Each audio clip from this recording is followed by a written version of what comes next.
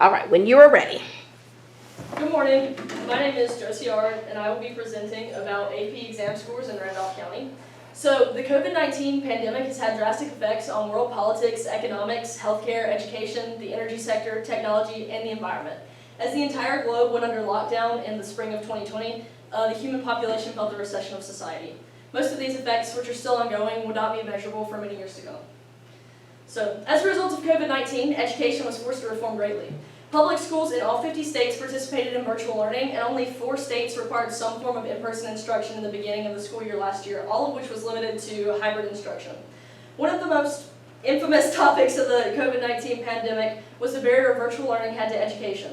Across the nation, chronic absenteeism rates skyrocketed, graduation rates declined, standardized test scores fell, and many students dropped out or worked during school hours to help support their families. Pass rates of state graduation courses also plummeted.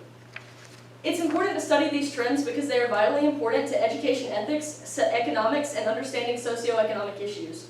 Horace Mann, a 19th century education reformer and advocate of public education, called education the great equalizer in the capitalistic American economy. Public education was formed to give everyone an equal chance to move up in society and to control poverty rates. Mann's words have held true throughout the last 2 centuries, as students who receive a poor education or no education at all can experience a lifelong gap in education, earnings, and all-around quality of life. According to Pew Research, a nonpartisan research group based out of Washington, D.C., unemployment rates are significantly lower for individuals who do not hold a high school diploma compared to those that do. Moreover, individuals that hold a college degree earn more annually and are significantly less likely to be unemployed than holders of a high school diploma. Issues experienced during virtual learning were most common in marginalized groups, as reported by Johns Hopkins University's America's Promise 2021 graduation report. 3 million students stopped going to school altogether when COVID-19 forced a transition to virtual learning. The greatest impacts were felt by traditionally underserved groups, including students of color, English learners, and those from low-income families. This proves that COVID-19 made it difficult for underprivileged students to obtain a high school diploma, and even more difficult for those students to gain access to a 4-year university. Furthermore, research presented by the My Future North Carolina Foundation, an organization within the North Carolina school system that partners with the North Carolina Department of Public Instruction, also supported this research, and revealing that within North Carolina, Hispanic, Black, disabled, low-income, and English learning students struggled the most throughout the pandemic. Furthermore, the overall state graduation rate fell 1%. Randolph County is a rural county in the Piedmont Triad of North Carolina. According to the North Carolina Department of Instruction's Public School Report Card Program, the Randolph County school system regulates public schools in this district, including 6 traditional public high schools, hosting a total of about 4,540 students. This school is an underprivileged, economically disadvantaged system that falls below the state average graduation rates, enrollment, reading and math test scores, and per pupil source of funding. This school system has a 41% poverty rate, almost double the state average of 22%, and 31% of their students are minority students. It is still undetermined how drastic the impacts of COVID-19 were in Randolph County, and these results will not be measurable for many years. However, many standardized test scores across the county declined amongst the COVID-19 pandemic. Studying education trends of specific schools and counties are important to local government, county officials, school administrators, and the federal and state education departments. Many of these people or governing bodies depend on standardized test scores to gauge how well students are learning curriculum material and how much growth takes place over a school year. Many of these tests are described as high-stakes tests. High-stakes tests are defined as any test that is used to determine an important outcome for a student. These standardized test scores are used to measure students' education objectively and are an efficient way for counties to determine whether their students are learning curriculum material proficiently or not. This led me to ask the question, how did the COVID-19 pandemic influence AP exam scores in Randolph County, and why? So what is AP? Advanced Placement is a well-known program created by the College Board that is notable for allowing high school students to receive college credit if they achieve a passing score of 3 or higher on the end-of-year exams. AP exams are described as high-stakes tests because they can be used as students to get into college or to receive college credit their freshman year. According to a study conducted by the Florida State University Department of Education, AP exam scores are reliable, and because of their standard nationwide curriculum and the training the College Board requires to authorize them, most colleges and universities consider these more objective than other honors and dual enrollment courses. Virtual learning and the digital divide caused scores to decline during the 2021 test cycle, with the pass rate falling 14% from 2020 and 25.6% from 2019. Oftentimes, rural portions of the population are overlooked by national organizations like the College Board, and studies that aim to analyze scores neglect rural districts. Therefore, I aim to analyze AP score declines in Randolph County and gain insight into how test takers felt about their scores and the opportunities presented to them to prepare. Because rural and disadvantaged communities often fall below state and national benchmarks, it was hypothesized that Randolph County's 2021 AP exam scores would be lower than the national average. Because the digital divide impacted rural and disadvantaged individuals predominantly, it was hypothesized that Randolph County students would have been heavily impacted by the digital divide. Teacher turnover rates are also typically higher at underprivileged schools, and many students suffer psychologically from adverse issues, so it was also hypothesized that this would influence this. In order to analyze this decline, I used a mixed method to quantitatively measure AP scores and qualitatively gain insight into why. Unfortunately, the county did not authorize AP scores to be released for my project, therefore I had to assume that the county's scores mirrored the national score decline. Taken from score releases from the College Board, as you can see here, a comparison between pre-pandemic 2019 and 2021 AP scores, pass rates dropped significantly. AP Calculus pass rates dropped from 58.3% to 51%, AP Government pass rates dropped from 55 to 49%, and so on. Many organizations and researchers theorize that this decline resulted from issues from the digital divide and virtual learning disrupting education patterns. To determine exactly why students struggled in Randolph County, a survey was conducted to qualitatively analyze reasons students gave for performance. All current AP students were asked to answer 16 multiple choice questions and 3 short answer questions about their experience with online learning and AP exams. This survey was released to AP teachers in the county. These teachers were instructed to administer this survey to their students. Current 2021-2022 AP students were asked to take this exam as the AP retention rate for rural areas is 84% according to the College Board. Therefore, it was assumed that the majority of AP test takers from last year would take another AP exam this year. These AP students were instructed only to complete this survey if they took AP exams last year. However, due to COVID-19, AP and honors course enrollment declined across the county. Many students failed to courses and schools had to offer more credit recovery courses in order to keep graduation rates up. Less students requested AP and honors courses as they didn't perform well during virtual learning and just simply felt burnt out. Therefore, I could not obtain the amount of survey responses I was hoping for.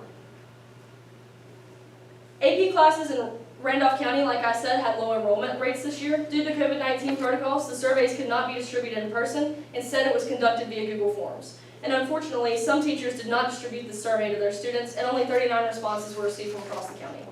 Graduating seniors that had taken AP exams last year could not be surveyed as they were no longer a part of the county, so I missed a large portion of exam takers. Of the 39 responses, the majority of students had multiple issues with virtual learning. Here's a distribution of survey takers from each school. Providence Grove High School and Eastern Randolph High School did not have any students eligible to take the survey as they had no returning AP students and didn't offer any AP courses this year. When asked if they had access to tutoring or test prep sessions at school during the 2020-2021 school year, 48.7% of students said no, and 51.3% of students said yes. When asked if they had access to a private tutor or test prep sessions, 76.9% of students said no, and 23.1% of students said yes. When students were asked if their school offered more opportunities for test preparation in a regular year, 61.5% agreed that their school provided more opportunities to prepare for exams in regular years, while 30.8% responded they weren't sure. When asked if their teacher was a first-year AP teacher, 92.3% of students responded no, and 7.7% of students responded that some of their teachers were and others were not. In order to determine the impacts of the digital divide on AP students in Randolph County, a series of questions were asked about technology access. 15.4% of students responded that they did have issues completing schoolwork due to a lack of access, and 10.3% of students responded that they had to share a device with a friend or sibling in order to complete online school. Students were also asked if they ever worked a part-time job during virtual learning hours on their remote days. 15.4% of students reported that they regularly worked a job during virtual learning hours. 12.8% responded that they worked 1 to 2 days a week during the school day. 12.8% responded that they worked 2.6% responded that they worked a few days a month during virtual school hours. And 10.3% responded that they had to work a few times over the course of the year during virtual school hours. When asked if they believed their teacher or school provided the same amount of study materials as in the past, 46% of students said no, and 37% said yes. The remaining students said they were unsure. When asked a short answer question about whether they felt they would have performed better on their AP exam had they been able to learn in person, 77% of individuals agreed they would have found more success had they been in a face-to-face setting. Some reasons included had some reasons listed included that some felt they worked better alongside peers. They would have been able to ask teachers more questions and receive more one-on-one help. They would have been less distracted. They would have experienced more accountability in the classroom, and they had teachers who were inexperienced with online learning. 16% of students said they felt they had more success with online learning as they could pace themselves and worked just as hard virtually on the materials as in person. Statistics from the survey revealed the majority of Randolph County students did not have adequate exam preparation prior to 2021 AP exams. Of the students who did have access to exam preparation, like study sessions, only 52.6% attended them. Students not attending review sessions could be explained by multiple factors, such as extracurriculars, sports, part-time jobs, or other outside involvement interfering with participation. Other things that could have interfered were lack of motivation or other psychological factors, or simply lack of access to technology for virtual review sessions and lack of transportation to in-person review sessions. Slightly less than 1/3 of students reported that they were not sure if their school offered more or less opportunities to review before the pandemic. The individuals who were unsure had most likely never taken an AP exam before the pandemic. This is because the only class eligible to take this survey that had possibly taken AP exams prior to the pandemic were the seniors in the class of 2022.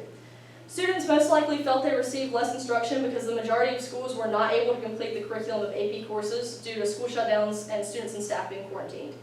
37% of students reported that their school or teacher provided the same amount of in-class study materials as in the past. 46% said no, and the remaining students, which were 17%, said they were unsure. This could be explained by the pace difference between virtual and in-person classes, as teachers had to navigate an adjustment period to learn how to administer online curriculum.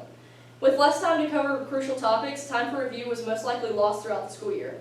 Teacher turnover rates, or inexperienced teachers, had little to do with exam score declines. Only 7.7% of students reported having a first-year AP teacher. Therefore, the majority of AP teachers in Randolph County had experience teaching their specific course and were familiar with the course curriculum and exam content. 41.1% of students missed at least some portion of virtual learning due to working a job, and 15.8% missed some portion of virtual learning due to lack of access to proper technology. Therefore, many students did not learn valuable exam content due to outside commitments or simply not being able to attend school.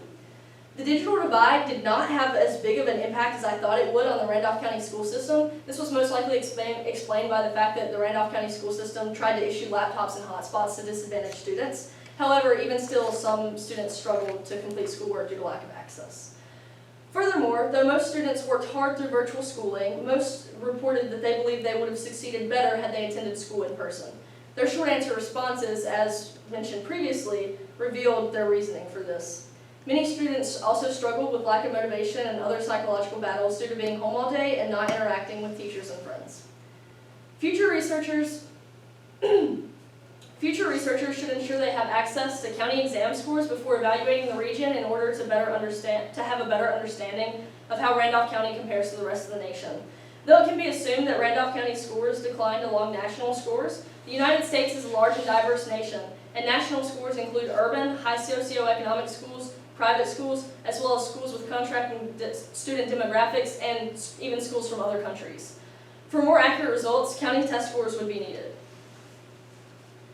In conclusion, this research shows that disruptions to learning due to COVID-19 and other outside factors were contributors to educational barriers for schools. School shutdowns, individual students and teachers being quarantined, and students prioritizing other commitments over their learning were disruptors. There's little a county or school system can do about this. Students that were engaged in virtual learning, such as highly motivated advanced placement students, did not receive much of the curriculum they needed to succeed on exams or extra study materials that could have prepared them. Though during the pandemic, the majority of schools did not have time to adequately prepare teachers, perhaps if another large-scale event occurs that forces school online, the leaders of states or the counties or school systems could